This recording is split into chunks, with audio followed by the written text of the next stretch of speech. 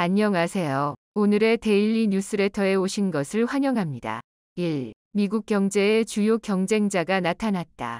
2. 미국의 더러운 음모. 3. 세상을 바꾸는 대한민국의 기술. 한번 진실을 알아봅시다. 한국 경제의 잠재력은 매우 다양하며 이를 이전 여러 해 동안에 이 나라의 강력한 발전을 통해 입증하였습니다. 한국은 기술 분야에서 탁월한 강점을 가진 국가로 특히 전자 및 정보 산업 분야에서 두드러진 역할을 하고 있습니다. 삼성, LG 및 SK 하이닉스와 같은 기업들은 기술 발전과 혁신에 중요한 기여를 하였습니다. 한국 경제는 또한 4차 산업혁명의 잠재력을 활용하기 위해 인공지능, 사물 인터넷, 이엇 및 다른 새로운 기술의 발전과 함께 변화하고 있습니다. 한국이 미국을 추월하고 세계 1위로 등극한다는 너무나도 놀라운 소식이 전해지면서 전 세계가 발칵 뒤집혔습니다. 그동안 바이든이 한국의 뒤통수를 수차례 치며 한국을 견제했던 진짜 이유가 밝혀진 셈인 것인데요. 해당 소식이 전해지자 전 세계 주요국들 정상들은 미국 대신 한국과 새로운 동맹 관계를 만들기 위해 한국의 말도 안 되게 놀라운 파격 제안을 동시에 해오는 것으로 알려지면서 난리가 났습니다. 말 그대로 지각 변동이 일어나고 있는 것인데요. 지금까지 아무리 한국이 한강의 기적을 일으키고 말도 안 되게 빠른 속도로 성장했다고 하지만 세계 경제대국 1위인 미국과 비교하는 일은 말도 안 되는 일이었습니다. GDP 순위를 보시면 미국은 세계 1위, 한국은 12위입니다. 미국의 GDP는 한국의 15배에 육박합니다. 이 수치만 놓고 보면 앞으로 평생 한국이 미국을 따라잡는 것이 불가능해 보이죠. 자, 그런데 대반전이 일어났습니다. 세계 최고의 조사기관이 한국이 미국을 따라잡고 세계 1위로 등극할 것이라고 한 이유는 우리 모두를 놀라게 하기에 충분했습니다. 가장 먼저 언급된 것이 바로 최근 너무나도 핫한 2차 전지. 2035년이면 전기차 배터리 시장 규모는 815조 원으로 600조 원 수준인 전 세계 메모리 반도체 시장마저 압도적인 격차로 뛰어넘을 것이라는 파격적인 전망이 나왔습니다. 자, 그런데 이것이 끝이 아닙니다. 배터리가 전기차에만 쓰이는 것이 아니죠. 앞으로는 우리가 일상생활을 하는데 필요한 모든 것에 배터리가 필요할 것이라 전문가들은 확신하고 있습니다. 이렇게 우리가 생활하는데 필요한 모든 것들이 2차 전지 배터리를 통해 작동된다면 전 세계 배터리 시장 규모는 수천조 원이라는 경이로운 규모로 성장할 수 있습니다. 자, 그리고 이 수천조 원짜리 배터리 제조 비용 중 무려 40%로 가장 높은 비중을 차지하는 것이 양극재. 이 양극재를 세계에서 가장 잘 만들고 세계 최초로 수직 계열화시킨 곳이 바로 한국의 에코프로그룹. 황제주, 주당 100만 원 이상 주식 등극을 눈앞에 두고 있는 에코프로 주가의 급격한 상승세로 인해 에코프로 대주주 이동채 전 에코프로 회장이 국내 주식 부자 순위 5위에 이름을 올랐습니다. 이재용 삼성전자 회장 등 삼성그룹 일가 4명을 제외한 7대 그룹 총수와 총수 일가는 물론 국내 쟁쟁한 재력가의 순위가 이동채 전 회장보다 아래에 자리 잡게 됐습니다. 한화그룹의 김승현 회장, 롯데그룹의 신동빈 회장, LG그룹의 구광모 회장, 현대차그룹의 정의선 회장, SK그룹의 최태원 회장까지 압도적인 격차로 따돌리며 대한민국 부자 순위 5위로 등극한 것입니다. 11일 헤럴드 경제가 금융정보업체 FN가이드 상위 개인주주 랭킹 7월 7일 기준을 분석한 결과 이동채 전 회장의 지분평가액은 4조 9,175억 원으로 탑 5자리에 오른 것으로 나타났습니다. 그동안 에코프로 주식이 너무 비싸다며 공매도했던 기관과 외국인 투자자들은 천문학적인 손실을 입은 것으로 전해져 충격을 주고 있습니다. 지난 10일 2차 전지 기업 에코프로의 주가가 장중 100만 원을 돌파하면서 여의도 증권업계는 곤혹스러움을 감추지 못하고 있습니다. 4월부터 매도 의견의 보고서를 내며 사실상 주식을 팔라고 했던 전문가들의 의견을 비웃기나 한 듯 주가가 오르더니 급기야 증권업계에서 황제주라는 애칭으로 불리는 주가 100만 원 선까지 돌파했기 때문입니다. 특히 증권사들의 전망을 믿고 주가 하락에 베팅했던 기관 외국인 중심의 공매도 투자자들은 숏 커버링, 쇼트 커버링으로 손실을 본 것으로 분석되고 있습니다. 공매도 투자자들은 에코프로를 최근 한 달 동안 50만 주 넘게 손해를 보고 매도했습니다. 숏 커버링은 공매도로 미리 팔았던 가격보다 비싼 값으로 주식을 되사서 빌린 주식을 갚는 것을 말합니다. 한꺼번에 숏 커버링이 진행되면 주가가 이상 급등하는 이른바 숏 스퀴즈라는 현상도 발생하죠. 김기주 KPI 투자자문 대표는 주된 이유는 아니지만 최근 에코프로 주가가 오르는 것은 숏 커버링의 영향도 일부 있는 것 같다고 했습니다. 금융투자업계 관계자도 일부 공매도 투자자들이 수십 %의 손실을 보고 주식을 갚은 것으로 보인다라고 했습니다. 주가가 계속 상승하면서 논란이 확산하자 증권사들은 이제 아예 에코프로에 대한 분석을 포기했습니다. 삼성증권, 하나증권과 같은 대형 증권사들이 에코프로에 대해 4월과 5월부터 매도하라는 의견을 제시했다가 반대로 주가가 폭등하자 대망신을 당했고 다른 증권사들은 아예 분석 보고서를 내놓지 않으며 포기한 상황입니다. 이 때문에 현재 거의 모든 투자자들이 증권사가 하라는 반대로 하면 돈 번다. 사라고 하면 팔고 팔라고 하면 사면 된다. 그렇게 하면 너무나 쉽게 돈을 벌 수 있다. 라고 외치고 있습니다. 이렇게 증권사들마저 꺾어버리고 하늘 높이 치솟고 있는 2차 전지. 한국의 배터리가 전 세계적으로 주목을 받으며 너무나 잘 나가고 있는 이유는 바로 일본산 배터리와 같거나 더 훌륭한 수준의 배터리 기술을 갖춘 동시에 중국의 엄청난 생산 능력 및 낮은 원가를 확보하는 데 성공했기 때문입니다. S&P 글로벌에서 리튬 및 2차 전지, 배터리, 금속 부문을 담당하는 루카스 베드나르스키 수석 애널리스트는 머니투데이와의 인터뷰에서 한국 배터리 기업이 중국, 일본 기업과 비교해 갖고 있는 우위를 이렇게 설명했습니다. 한국 배터리 산업의 장점은 일본의 품질과 중국의 대량 생산 능력이 결합돼 있다는 점입니다. 팬데믹 기간 전 세계 생산 확장이 봉쇄 조치로 둔화했는데 흥미롭게도 한국은 거의 유일하게 생산 능력을 계속 늘린 국가였습니다. 라고 말이죠. 자, 그런데 이 역시 엄청난지만 세계 3위인 일본을 따라잡고 세계 3위 경제대국이 되기에는 충분한 수준이지만 아직 세계 1위 미국을 따라잡기에는 부족한 수준입니다. 자, 그런데 세계 최고의 조사기관이 한국이 미국을 따라잡을 것이라 자신한 또 하나의 이유는 바로 세계에서 가장 똑똑한 두 민족, 한국과 이스라엘이 손을 잡고 로봇을 비롯한 미래 산업 장악에 나섰기 때문이라고 설명했습니다. 한국과 이스라엘은 놀랍게도 세계 로봇 시장 1, 2위를 다투고 있는 최고의 국가들입니다. 지난 2020년 현대차가 세계 최고의 로봇 기업인 보스턴 다이내믹스를 인수한 데다가 카이스트는 MIT마저 제치고 자율주행 로봇 세계 1위 타이틀을 거머쥐면서 전 세계로부터 뜨거운 관심을 한몸에 받고 있습니다. 이스라엘의 로봇 기술도 한국 못지않게 유명합니다. 특히 이스라엘은 하드웨어뿐만 아니라 소프트웨어 개발에 있어서는 압도적인 세계 1위인데요. 이렇게 세계 1, 2위 로봇 기술을 보유한 한국과 이스라엘이 손을 잡자 전 세계가 발칵 뒤집혔습니다.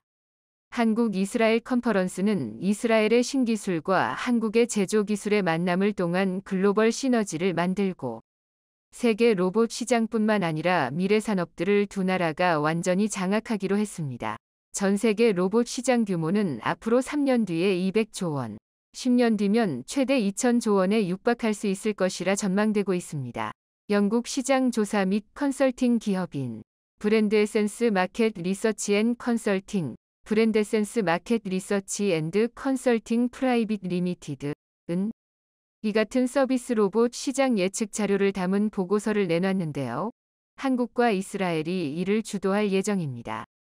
이것이 끝이 아닙니다. 폴란드를 중심으로 유럽 국가들이 한국으로부터 최근 대규모로 무기를 구입하더니 수백 조에 육박하는 원전 건설까지 한국에 몰아주고 있는 것으로 알려졌습니다.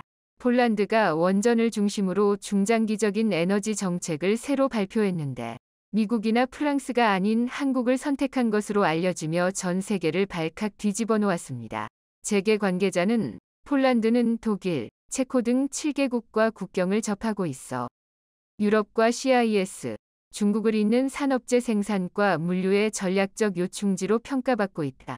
라며 특히 무기 등 방산 수출과 배터리 분야에서 한국의 인지도와 신뢰도를 높인 만큼 향후 원전 등 에너지 분야에서도 협력을 기대하고 있는 상황이라 전했습니다. 심지어 동남아시아에서는 러시아산 무기는 더 이상 너무 성능이 후져서 쓰지 못하겠고 미국산은 터무니없이 비싸서 한국산 무기를 사기 위해 줄을 섰습니다. 인도네시아, 태국, 말레이시아, 필리핀 등 동남아시아를 대표하는 국가들이 동시다발적으로 한국과 초대규모 계약을 체결하면서 한국의 방산 수출이 폭발적으로 성장하고 있습니다.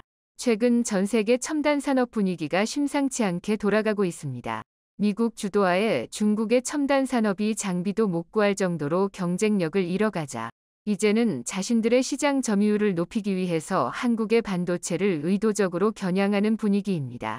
특히 미국의 애플을 중심으로 이해관계가 얽혀있는 대만과 일본이 똘똘 뭉치면서 한국의 반도체를 소외시키는 듯한 그림이 그려지고 있습니다. 대만 TSMC에게 미국의 애플은 VIP 고객입니다. TSMC 매출 4분의 1가량이 애플에서 발생하며 다른 업체들과는 다르게 최신의 미세 공정을 요구하 단가가 가장 높은 제품으로 주문하고 있습니다. 일본의 소니 역시 마찬가지입니다. 애플 아이폰에 탑재되는 이미지 센서를 생산하는 소니는 이미지 센서에 필요한 반도체를 직접 생산하는 게 아니라 TSMC에게 주문하여 생산한 뒤 애플에 납품하고 있어 애플, TSMC 그리고 소니는 특수한 관계로 얽혀있는 상황입니다. 반도체 산업을 육성하려던 중국은 서방의 제재로 계획이 들어지자 더 늦기 전에 대만을 무력 통일하여 대만의 반도체 기반 시설을 홍콩처럼 흡수하려는 계획입니다. 중국이 노골적으로 이런 속내를 드러내자 애플은 자신들의 캐시카우인 스마트폰 공급망이 순식간에 무너지는 것을 우려해 중국과 대만에서 공장을 철수하는 것을 요청하고 있는데요. 아이폰의 조립 공장은 대만 기업 폭스콘이 중국에 공장을 두고 운영 중이며 아이폰에 탑재되는 CPU와 같은 대부분의 반도체는 대만 내 TSMC에서 제조되고 있습니다. 미국 기업이지만 미국 내 공장이 하나도 없는 애플 입장에선 자신들의 핵심 공급사들이 전부 중국과 대만에 있어 이번 러시아 우크라이나 상황처럼 변수가 많은 상황 속에 폭스콘과 TSMC 등 협력업체를 압박하고 있습니다. 계속해서 애플 제품을 수주하고 싶다면 빠르게 탈중국을 결정하라는 신호를 보내고 있는데요. 이에 대만 기업 폭스콘은 베트남과 인도 쪽으로 공장을 옮기고 있고 대만 TSMC는 일본과 미국으로 공장을 옮기고 있습니다. 특히 일본의 소니와 협력하여 구마모토 지역에 이미지 센서 공장을 건설 중인데 TSMC가 8조 원을 투자했고 소니가 6천억 원을 투지했으며 일본 정부 또한 직접적으로 투자했습니다. 총 공사비인 9조 원에서 절반가량인 4조 5천억 원을 지원하여 한국에 밀려 고사한 일본의 반도체 산업을 다시 한번 살려보겠다는 계획입니다. 이런 계획의 가장 적극적인 곳은 미국입니다. 미국의 반도체 기업 마이크론에선 1조 4천억 규모의 일본 공장 투자를 결정했는데 이 과정에서 일본 정부가 공사 대금의 3분의 1에 달하는 4,600억 원가량을 보조금 명목으로 지급했다는 소식입니다. 마이크론의 이번 투자로 일본은 엘피다 반도체 이후 명맥이 끊긴 D램 생산을 재개할 수 있게 됩니다. 마이크론의 당초 계획은 일본의 8조 2천억 규모의 대규모 D램 공장을 신설한다는 계획이었지만 세계 경제가 하락 추세로 변하면서 공장 규모도 4분의 1 수준으로 감소했습니다. 이 밖에도 일본은 미국의 웨스턴 디지털의 낸드 플래시 공장과 미국 텍사스 인스트루먼트의 아날로그 칩 파운드리 등 다양한 반도체 분야에서 투자를 받아 문어발식으로 반도체 생태계를 확장하면서 반도체 부활을 꿈꾸고 있습니다. 막대한 보조금을 통한 해외 투자로 자체적인 반도체 역량을 강화하고 글로벌 공급난이 오더라도 자국 기업에 안정적으로 반도체를 공급하려는 계획이지만 일본의 이런 계획은 완전히 물거품이 될 상황에 놓였습니다. 최근 세계 경기가 안 좋아지면서 자금력이 부족한 글로벌 기업들 역시 큰 타격을 받고 있습니다. 특히 일본에 수조 원을 들여 D램 공장을 건설 중인 미국 기업 마이크론은 상황을 완전히 잘못 판단한 것으로 보이는데요. D램은 한국의 삼성전자와 SK 하이닉스 단둘이서 전 세계 점유율을 70% 이상 독과점하고 있는 시장이기 때문입니다. 현재 글로벌 D램 시장은 삼성과 SK 하이닉스 그리고 미국의 마이크론 세 곳이 나누고 있는데 최근 한국 업체들과의 경쟁에서 밀려 점유율 10%대를 눈앞에 둔 마이크론이 상황을 반전시키기 위해 일본을 전진기지로 선택한 것입니다. 하지만 시장은 마이크론 편이 아니었습니다. 전 세계 경기 침체 현상이 짙어지면서 반도체 수요도 빠른 속도로 떨어지고 있고 이에 따라 D램 가격도 올해 초 대비 40% 이상 하락하는 등 본격적인 하락세에 돌입하는 모습입니다. 여기에 가장 먼저 타격을 받은 곳은 미국의 마이크론으로 이번 1분기에만 단기 순손실 2,500억 원을 기록했습니다. 정확히 7년 만에 발생한 초대형 규모의 적자인데 이어서 이번 2분기와 3분기 매출 역시 지난해보다 절반 가까이 감소한다는 전망으로 언제 끝날지 모르는 대규모 적자가 또다시 반복될 것이라는 소식입니다. 이에 위기감을 느낀 마이크론은 전체 직원 중 10% 이상을 감원하는 고강도 구조조정을 진행하고 있으며 이번 구조조정 비용으로 3천만 달러, 대략 400억 원가량이 투입된다고 알려졌습니다. D램에만 의존하던 마이크론이 창사 이래 최대 위기를 맞이했다는 전망이 나오고 있습니다. 여기에 한국 기업들도 위기가 아니냐는 우려의 목소리가 나오지만 아이러니하게도 한국의 반도체는 이런 사이클을 지나면서 성장해왔습니다. IT 매체 디지타임즈에 따르면 최근 삼성전자는 3D 낸드의 가격을 10%가량 올렸다는 소식을 전했습니다. 반도체 하락세에도 이렇게 배짱 있는 가격 상승을 결정한 이유는 다름 아닌 올해 10월부터 본격화된 미국의 대중국 첨단 반도체 수출 통제 조치로 중국 최대의 메모리 반도체 기업인 YMTC, 양쯔 메모리 테크놀러지가 아무것도 할 수 없게 되었기 때문입니다. 2016년 설립된 YMTC는 중국 당국의 지원으로 급격한 성장을 이뤄냈습니다. 2020년엔 삼성과 SK 하이닉스만의 독보적인 기술이었던 128단 낸드 플래시 개발에 성공하며 성장에 성장을 거듭하고 있던 상황이었지만 미국 정부의 제재 조치로 삼성전자가 반사 이익을 얻고 있습니다. 특히 YMTC 가파른 성장 배경엔 미국 기업 애플이 있었는데 미국 상무부의 조치로 YMTC가 수출 통제 명단에 오르자 미국의 애플은 YMTC와의 계약을 취소하고 삼성의 3D 낸드를 구매한다는 계약을 맺었습니다. 일각에선 이를 두고 미국이 한국의 칩4 반도체 동맹 참여를 촉진시키기 위해 의도적인 견제와 혜택을 번갈아가며 주고 있다는 분석을 내놨습니다.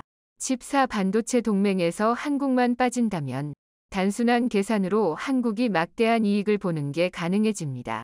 다른 국가들이 중국에게 반도체를 판매하지 않는다면 한국은 중국의 반도체를 매우 비싸게 팔아도 선택지가 없는 중국은 구매할 수밖에 없습니다. 그런데 최근 한국은 공식적으로 대중국 반도체 제재그룹인 칩4에 참여를 선언한 상황입니다. 아직까지 대중국 수출 비중이 높은 만큼 적극적으로 대중 견제에 나서지 않고 있지만 일각에선 한국은 중국 수출 의존도가 높기에 칩4 동맹에 참여해서는 안 된다는 의견도 나옵니다. 그런데 대만의 사례를 보면 칩4 동맹과 대중 수출 규모는 사실상 연관성이 없습니다. 대만의 경우는 중국과 지속적으로 정치적 군사적 갈등을 일으키고 있지만 대만의 반도체 수출비 중 50% 이상이 중국을 향한 수출입니다. 중국에서도 대만의 반도체를 굉장히 많이 수입하고 있기에 대만의 칩4 반도체 동맹 참여를 견제하겠다며 대만산 반도체를 수입하지 않는다면 결국 한국산 반도체 수입을 늘려야 하는 딜레마에 빠집니다.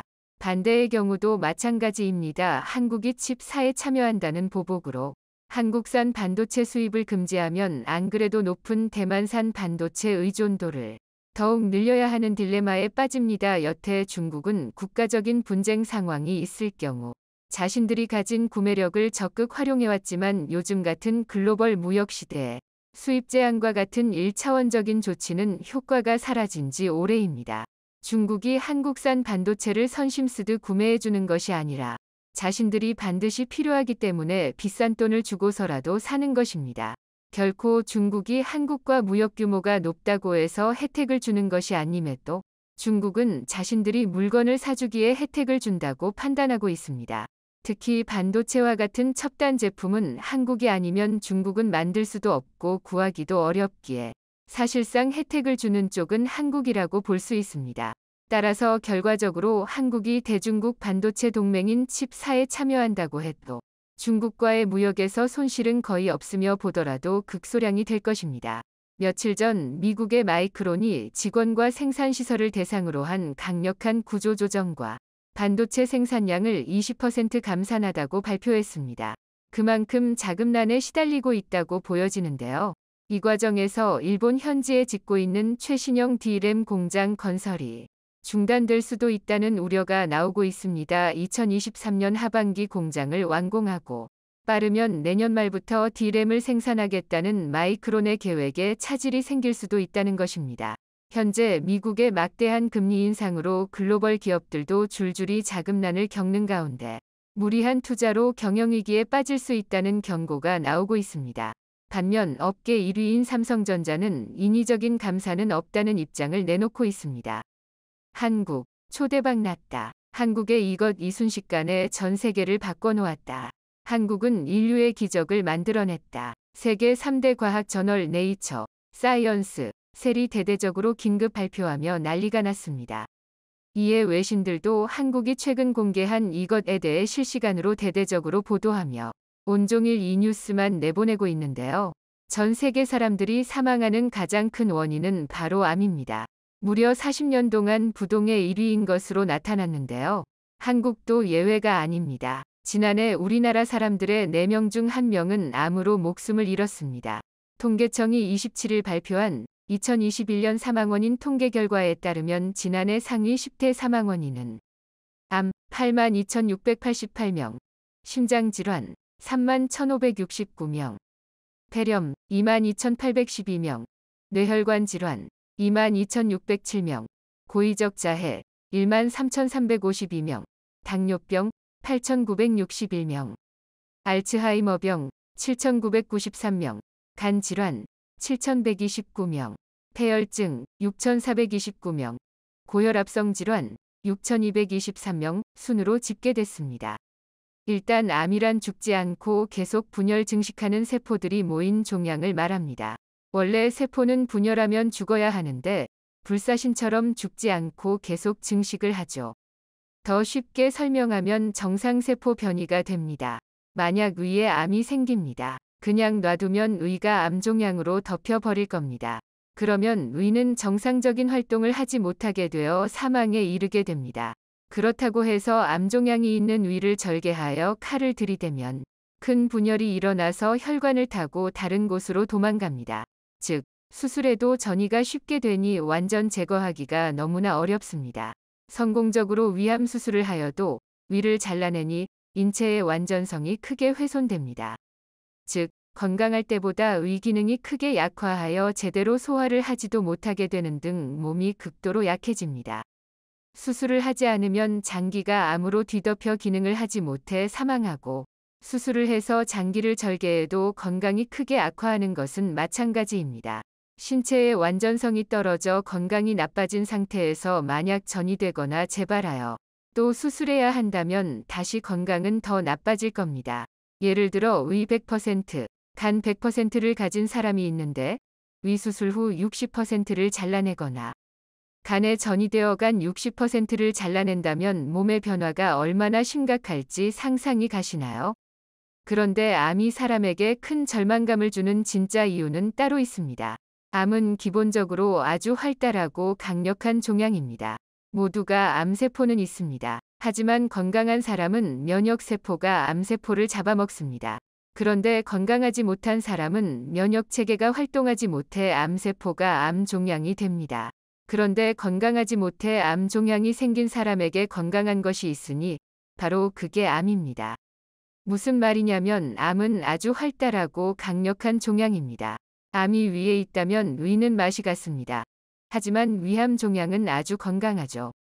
여기서 사람을 미치게 만드는 것은 암이 있어 잘 먹어야 낫는다는 확신을 가지고 잘 먹는다면 암이 이 영양분을 아주 맛있게 먹는다는 겁니다.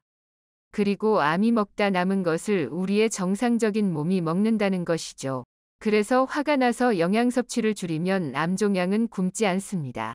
우리 장기 즉 우리 몸이 가지고 있는 영양분을 빼앗아 와서 먹어버립니다. 그러면 사람은 말라 죽습니다. 즉 정상적인 사람은 많이 먹으면 살이 찌고 굶으면 살이 빠집니다. 그런데 암이 걸린 사람은 많이 먹으면 정상 몸매이고 굶으면 살이 빠지다 못해 해골처럼 되어갑니다. 살자고 먹으니 암에게 영양분을 제공하는 형상이고 굶자니 다른 장기나 신체의 영양분을 빼앗겨 면역력은 더욱 약해집니다. 그래서 결국 암이 생기면 암의 직접적 작용으로 장기부전 굶어서 장기부전으로 사망하는 겁니다. 항암 치료가 있지만 문제가 큽니다. 거의 모든 항암 치료는 최고의 독성을 인체에 투입하는 겁니다. 먹을 수도 있고 마실 수도 있고 방사선처럼 할 수도 있습니다. 그런데도 항암 치료라도 어쩔 수 없이 하는 것은 수술을 한 경우 남아있을 암세포나 작은 암 종양을 파괴하기 위해서이고 수술을 못할 경우 암 종양을 파괴하거나 암의 확장을 늦추기 위해서입니다. 그런데 이 너무나도 강력한 항암제는 정상적인 세포마저 파괴시킵니다. 그러면 몸의 장기 기능은 떨어지고 장기부전이 오죠. 이 때문에 전 세계 수억 명에 달하는 이들이 매일매일을 고통과 극심한 공포 속에 살아가고 있는데요. 놀랍게도 바로 한국이 이를 한방에 해결할 엄청난 발표를 했습니다. 국내 연구진이 폐암세포의 성질을 바꿔 전이성 폐암을 치료 가능한 폐암세포로 되돌리는 원천 기술을 개발했습니다. 암세포는 초기에는 전이 능력이 없지만 기존 약물로 치료되지 않고 악화하면 전이 능력을 갖추게 돼 다른 장기로 퍼집니다. 연구진은 폐암 유전자들의 상호관계를 분석하는 컴퓨터 시뮬레이션을 정립한 후 전이 상태의 폐암세포를 치료 가능한 상태로 되돌리는 핵심 유전자 3개를 찾아냈습니다. 김남희 카이스트 박사과정생은 유전자 네트워크의 전이능을 가진 폐암세포에 관련된 표현형 인자들을 대입해서 대입한 표현형 인자들이 다시 전이능이 제거된 세포 상태로 바뀌는 유전자들의 조합을 컴퓨터 시뮬레이션을 통해 찾아냈다 전했습니다. 이렇게 발굴한 유전자 3개를 실제 인간 전이성 폐암세포를 대상으로 실험한 결과 전이성 폐암세포가 치료 가능한 폐암세포로 전환되는 것을 확인했습니다. 원 발병 장기인 폐는 물론 전이된 다른 장기의 암세포도 치료 가능한 상태로 되돌릴 수 있다는 설명입니다. 연구진은 이번 연구는 폐암세포를 사멸하는 기존 치료 방법이 아니라 암세포의 성질을 변화시켜 치료한다는 점에서 의의가 있다고 설명했습니다. 조광현 카이스트 교수는 암가역화 연구 성과 치료는 암세포를 죽이지 않고 성질만을 변환시키는 것이기 때문에 정상세포에 미치는 영향이 거의 없고 안전하게 암을 마치 당뇨나 고혈압처럼 만성질환으로서 관리하면서 건강 수명을 계속 유지하는 새로운 개념의 치료 기술이다 전했습니다.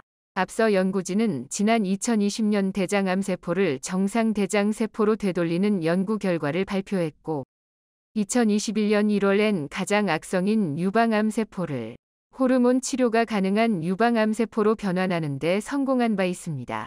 연구진은 관련 기술을 국내 바이오 기업에 이전하고 상용화를 추진하고 있습니다. 자, 그런데 공교롭게도 한국이 이 엄청난 발표를 한 직후 매우 신기한 현상이 벌어지기 시작했습니다. 전문가들은 해외 국가들이 한국이 세계 최초로 개발한 암세포 치료제를 가장 먼저 받기 위해 미국과 일본, 유럽 등 전 세계 모든 국가들이 서로 치열한 경쟁을 벌이기 시작했다고 전했습니다. 한국이 이번에 개발에 성공한 암세포 치료제를 상용화한다고 해도 1년에 생산할 수 있는 규모는 한정적이기 때문에 그것은 일본 또는 한국에 속해 있습니까? 번호표를 가장 늦게 받는다면 수년에서 최대 10년 이상도 기다려야 하기 때문입니다. 미국 의사협회도 최근 들어 갑자기 미국 의사들을 한국으로 유학 보낼 것이라며 한국의 의료기술이 세계 최고임을 알렸습니다. 암 치료 기술뿐만이 아닙니다. 한국 의료기술은 세계 최고 수준으로 급성장했는데 치과도 마찬가지입니다. 영국에서는 영국 대학병원보다 수준 높은 한국 동네 치과라는 제목의 일화가 매우 유명합니다. 내용은 이렇습니다. 영국으로 유학을 간 A양은 오른쪽 어금니가 아파 현지 대학병원 치과를 찾았습니다. 한국에서 왔다고 말하자 현지 의사는 멀쩡한 왼쪽 어금니를 유심히 관찰하더니 갑자기 후배 의사들을 불러 이렇게 말했습니다. 잘 봐도 저 왼쪽 어금니는 너희들이 여기에 살면서 매우 드물게 볼 수 있는 정교하게 딱 맞도록 잘 만든 교과서 같은 크라운이야. 그렇게 치료를 받고 1년 뒤 한국으로 돌아온 A 양은 세계 최대 금광, 이 대한민국을 강대국으로 만들 것입니다. 의사는 오른쪽 어금니를 보더니 어디서 치료했냐고 물었고 영국에서 치료받았다고 대답하자 그 역시 신참내기 의사들을 호출해 이렇게 말했습니다. 저 오른쪽 어금니 잘 봐도 너희들 이빨 저런 식으로 해놓으면 병원 문 닫는 거야? A 양은 그러면서 한국의 의료기술 수준이 다른 선진국에 비해 적어도 10년은 앞서는 것 같다고 덧붙였습니다. 이 글이 올라오자 댓글에도 비슷한 사례들이 쏟아졌습니다. 우리 딸도 영국에서 치료를 받았는데 한국에 와서 지금 한국에서는 사용하지 않는 재료라는 말을 들었다. 캐나다 치과 갔을 때 신경치료 어디서 했냐고 정말 잘했다고 하더라. 캐나다에서 신경치료는 아무나 하는 것이 아니라 스페셜 닥터를 찾아가야 한다. 고등학교 때 뉴질랜드에 어학연수 갔는데 사랑니가 너무 아파 치과에 갔더니 사랑니는 안 뽑고 의사들이 어금니를 어떻게 이렇게 정교하게 할 수 있지? 어메이징 판타스틱을 외치고 난리였다. 전했습니다. 한국을 찾는 미국 의사들도 화제가 되고 있습니다.